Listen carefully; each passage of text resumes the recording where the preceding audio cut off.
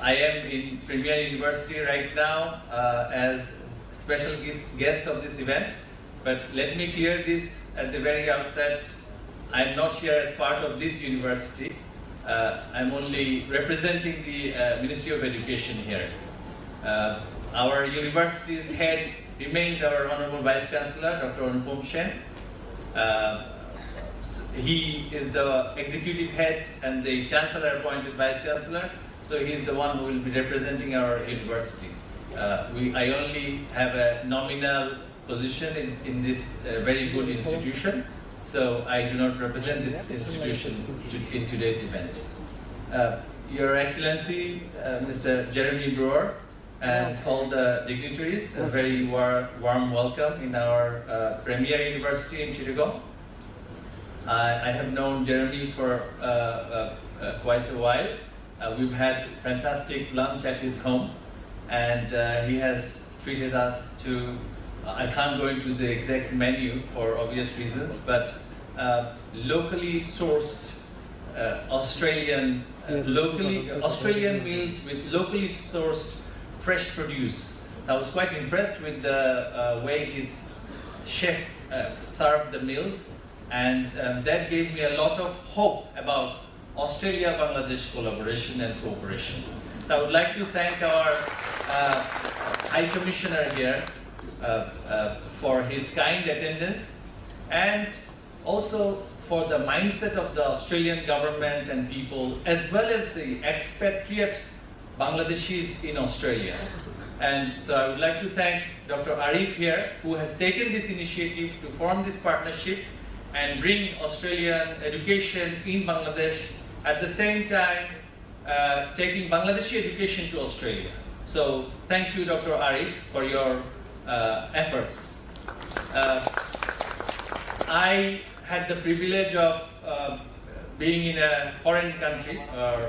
Our Safia Madam, my school's principal, who sent me to United Kingdom. I'm not blaming you for sending me to United Kingdom. I met my lovely wife there.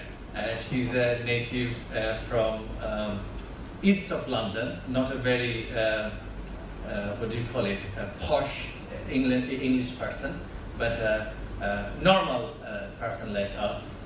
But I had my reservation about the British education system and the higher education system.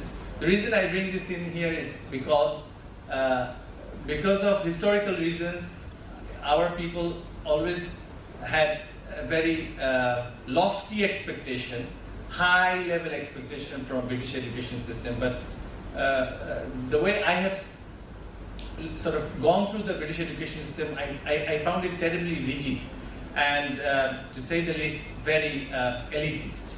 But I mean, I'm amazed to see that Australian higher education institutions are so flexible and so purpose-driven, focused in vocational learning, as well as preparing students for the world of work. It was quite amazing. I was quite amazed when I visited Australia in 2019, and I had the opportunity to attend some regulatory bodies. And I felt like I actually went through kind of a research program or some kind of fellowship on education, and I was so impressed. And I was telling our colleagues from Bangladesh who accompanied me to Australia, and I said, look, the treatment that we've got here, the knowledge that we've gained through this experience, I'm so amazed. Like, we need to work with Australia a lot more than what we do now. So thank you, Australia, and of course Australian High Commission here and University of Technology Sydney. In fact, when I was staying in Sydney, my hotel was just near to the UTS campus, and some mornings I would meet my Bangladeshi friends. Because I'm of course a politician, a lot of Awami League activists and former Chhattogram League activists are living in Australia, so they used to come and meet me near to the UTS campus. And there was a nice coffee shop there, and I sat there, but I didn't think that UTS would come to Chittagong, but I was in UTS before UTS came to Chittagong. So, thank you for forming this partnership. in our higher education, we had some challenges, of course. We have one of the biggest student population in the world when it comes to higher education sector. So in our national university alone, we have more than 40 lakh students. And that is around what, I think 40 million? No, 4 million, yes, 4 million. 4 million students studying in higher education sector under national university. If we add our private and public universities, we have more than 6 million people, students who are studying at the tertiary level. So the challenge is whether we will be able to, first of all, accommodate them in our economy, and whether they have the necessary skill to be global citizens as expected from students who go into higher education or the tertiary level. So the expectation by employers is that once you have completed 3 or 4 years of higher education, you will have the necessary skill or knowledge or certification or accreditation to be a global citizen. So technically speaking, higher education students across the world should have a minimum level of uniform knowledge and skill. Unfortunately, that is not the reality for many reasons. Certain countries, especially English-speaking countries, have almost a market-like structure in their higher education, where higher education is, of course, is a big part of their GDP, and it is a service that they export abroad. So in that sense, Australia, Canada, United Kingdom, United States kind of lead the market in higher education. Then comes, of course, other countries. Continental Europe, because of linguistic reasons, are not running, so to speak, a commercial higher education sector. But the market is there. So since there is a market, since it is being ran quite successfully by English-speaking countries, it is in our interest to connect our higher education with the English-speaking higher education providers. So we were trying, and our Honorable Prime Minister, Sheikh Hasina, she has instructed us clearly, and she has given this instruction to me personally, and also to my Honorable Minister when we first visited her after taking oath. She said, we have this huge student population, and we have lots of universities applying with the name Canadian, Australian, American, whatever. Why don't you ask the universities in these countries where the names are being used to come here and actually educate our students here, and also have some kind of a bridge between higher education institutions there and here.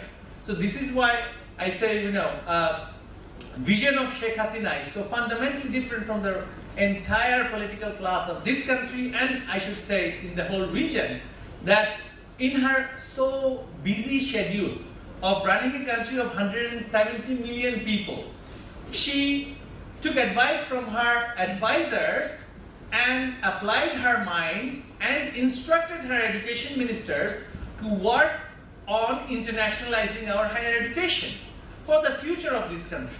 So this is where Sheikh Hasina is a world leader, not just a politician, a statesman. And serving her as a deputy minister is, of course, a privilege. And since that instruction, me and my honorable minister, we have been working hard with the regulators, being University Grants Commission and Ministry of Education and other stakeholders in this country, to internationalize our higher education. Of course, it's not something that can be done in kind of one-way direction, in that even if we want it, we need to find interested partners abroad who are willing to work with us to have that bridge. Now, even if we want to have American University or University of Technology Sydney in Bangladesh, they need to make sure that our students meet the requirement, meet the criteria. Our teachers have the necessary skill, knowledge, and certification to teach their courses. So we had to start somewhere. And guess what? The first institution which actually followed our regulatory framework, and this is something I always tell our Honorable British High Commissioner, with whom I have a lot of, I won't say heated exchanges, but warm exchanges. I always tell him that, look, we should learn from the Australian institutions here. They followed the, now, since I'm speaking as the Deputy Minister of Education, I, of course, have to go through this context through which we've come to this stage today. Australian college, Monash College, has formed a partnership with STS Education in Dhaka and has started a diploma program. And despite lots of issues, obstacles, challenges, in fact, litigation in court, we were able to start the program.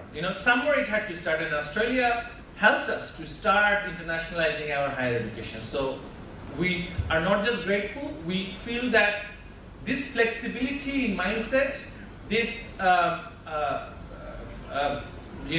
very modern outlook in the way they want to work with their neighboring countries is so different from other providers, other English-speaking countries.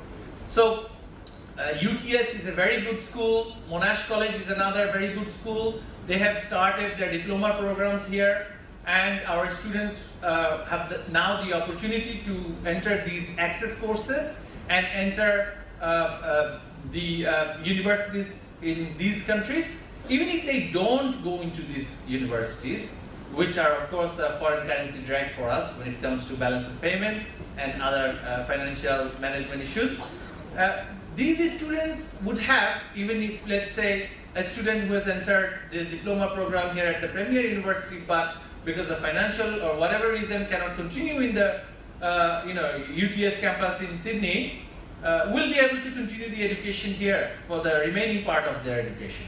So at least part of their education was internationalized. With that diploma, God willing, everything going well, if the student passes that diploma, but for financial or whatever reason couldn't go to the university in Australia, will be able to bid for jobs in not just Australia, but I believe in Middle East, in Singapore, and in other service-driven economies where there is an acute need for higher education graduates. We don't create these jobs here because we are transforming from agrarian economy to a manufacturing one, where service sector is still not the biggest employer in the country.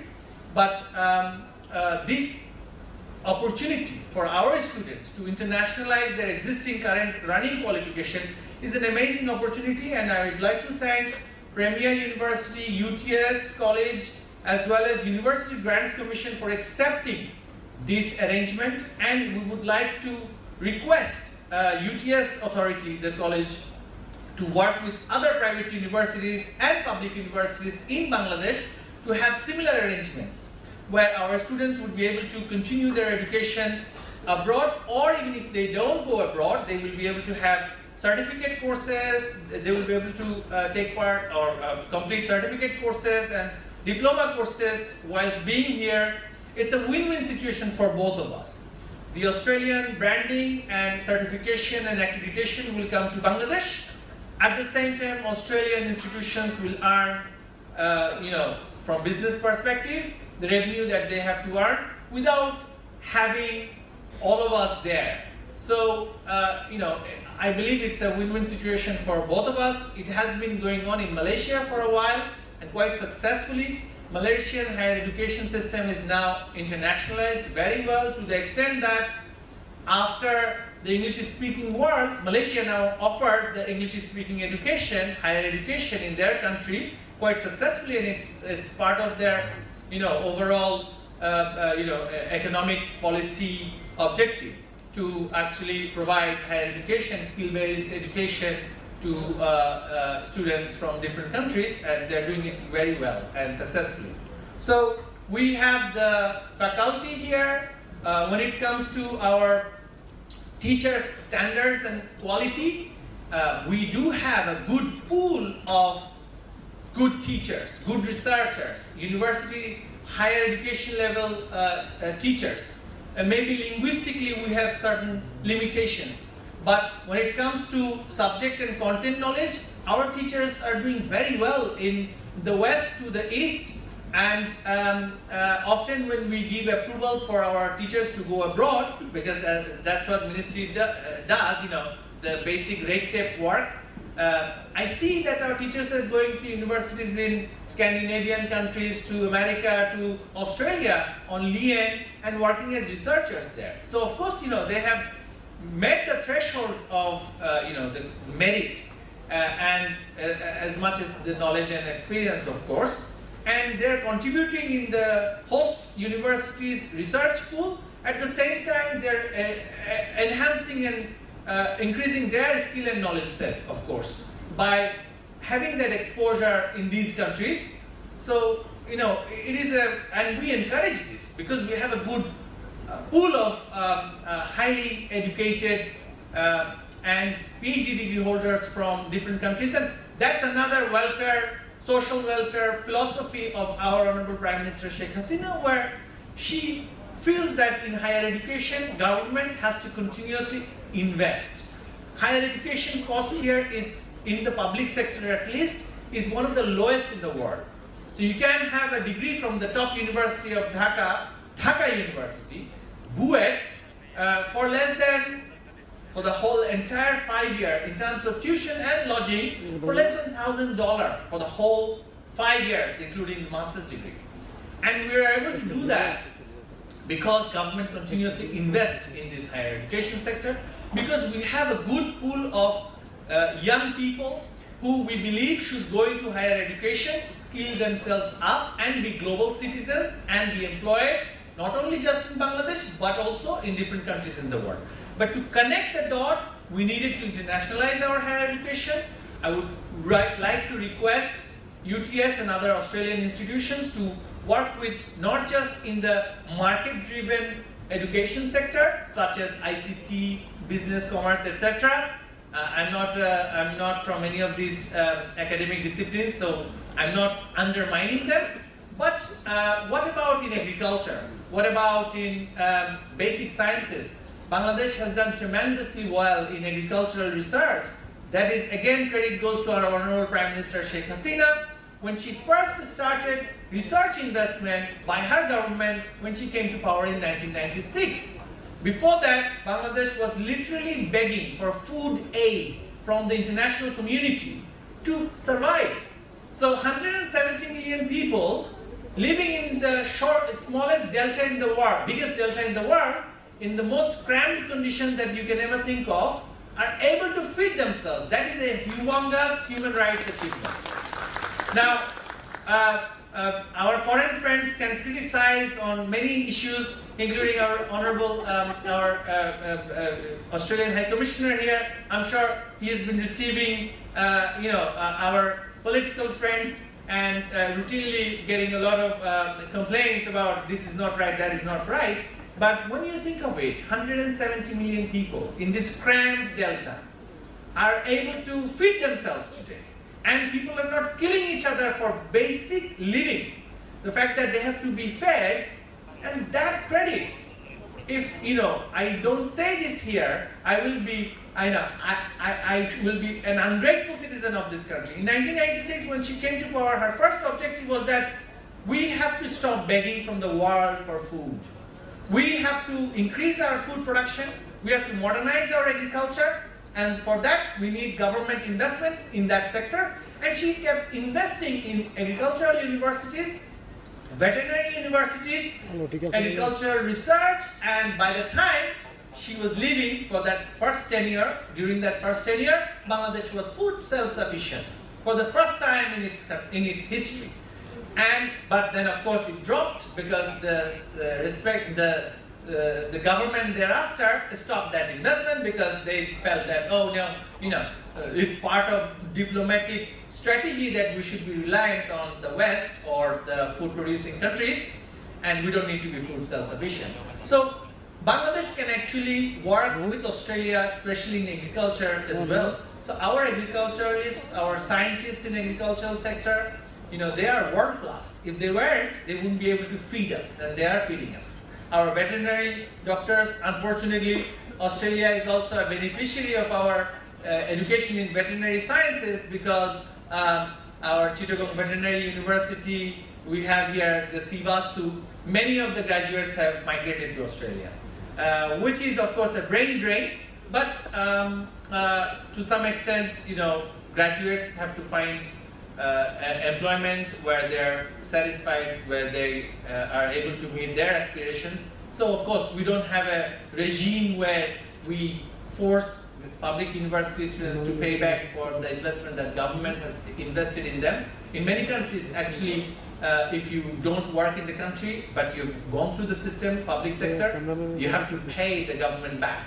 But we don't run that kind of repressive regime in the education sector. But I would like to request Australian higher education institutions, through our Honourable High Commissioner, His Excellency Jeremy Brewer here, to collaborate with us in skills-driven education. That's where I would like to focus my effort. And whenever I meet His Excellency, I'm always discussing Tibet. I'm not a big fan of higher education in general, but of course higher education exists. It is the biggest family in our education sector. We need to internationalize our students, and we would like to request that we work together in the higher education sector to internationalize it, to give our students the opportunity to be global citizens, to prepare them for the world of work. With these remarks, I think I've taken too long. I end my remark or speech, whatever you call it. Thank you for attending here today. And once again, thank you. I would like to thank all the organizers, the Premier University, University Guards Commission, Utscollege, also the Australian High Commission here in Bangladesh for their, I should say, heroic effort to embrace us, and on our part, humble, it is a humble beginning. We would like to take this partnership forward. Thank you very much. Joy Bangla, Joy Bangabandhu, May Bangladesh, Australia, friendship live forever. Thank you.